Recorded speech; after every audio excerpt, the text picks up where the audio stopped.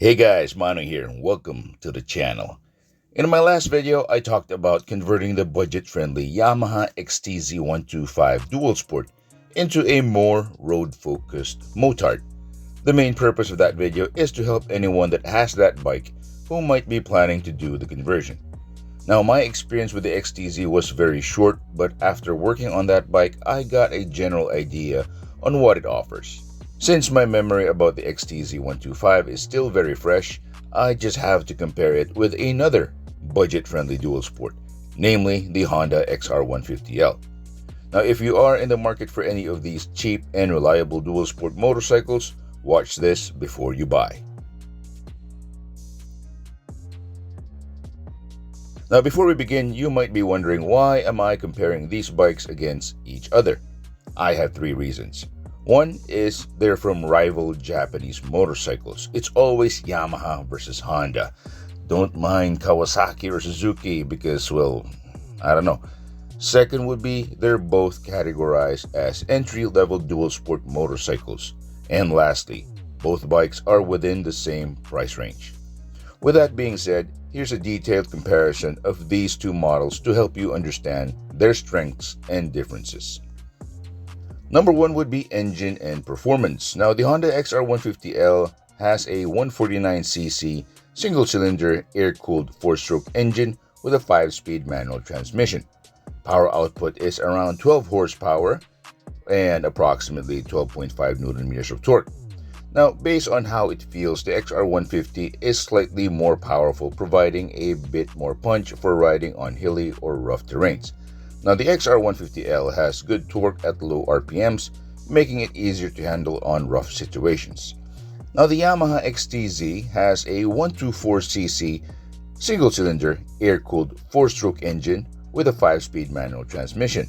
Power output is around 10 horsepower and roughly 9.9 Nm of torque. Now, while the XTZ has less power, it can still handle most off-road challenges due to its steady low-end torque, which is super easy and easy to manage. Second would be fuel capacity and efficiency. Now, the XR150L has a 12-liter fuel tank, which includes a 3.5-liter reserve. And based on reports, the XR typically delivers around 40 to 45 kilometers per liter. Now, the larger tank makes it ideal for longer rides or on remote areas where fuel might not be easily accessible. The XTZ, on the other hand, has a 10.6-liter fuel tank, including a 1.8-liter reserve.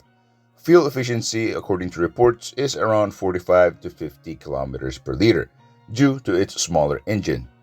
Its fuel efficiency makes it an economical choice, although it has a slightly smaller gas tank. Third would be suspension and tires. Now, the XR has telescopic front forks and a monoshock, non-adjustable, by the way. Now, in terms of comfort, the XR150 has a comfortable ride with softer suspension, which is great for long-distance riding on mixed terrain.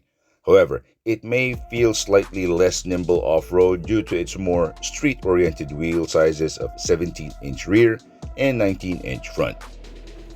Now, the Yamaha XTZ125 has a slightly larger telescopic front fork and a non-adjustable monoshock at the back.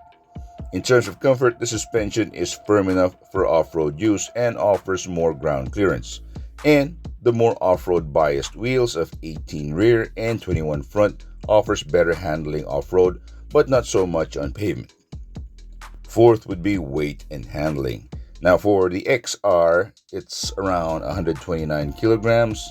It's a bit heavier, but provides a stable and balanced ride. The weight can be an advantage on highways and uneven terrains as it gives more stability.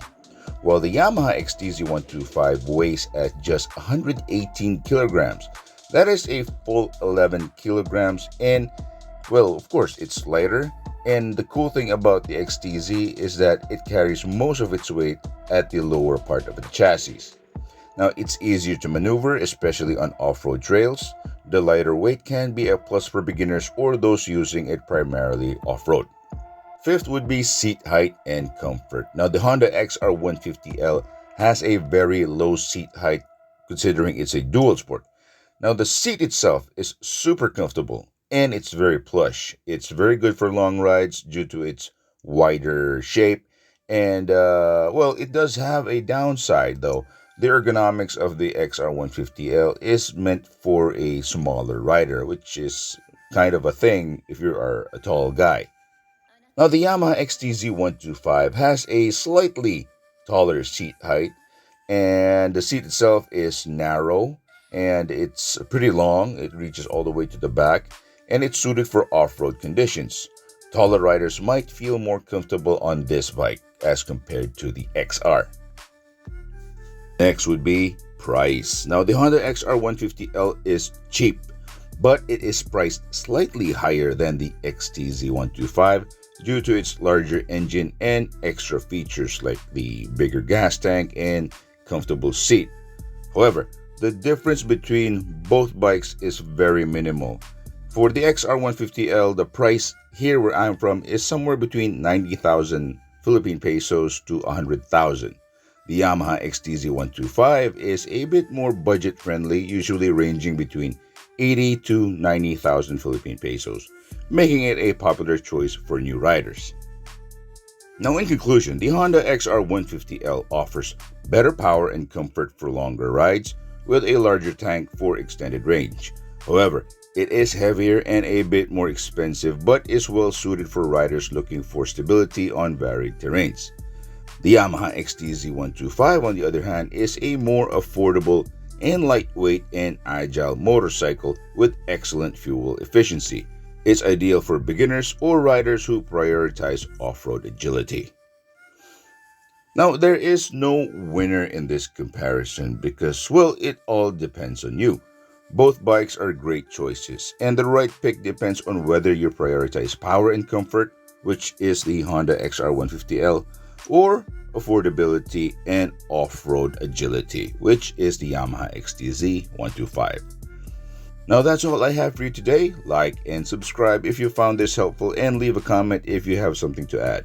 As always, see you next time. Bye.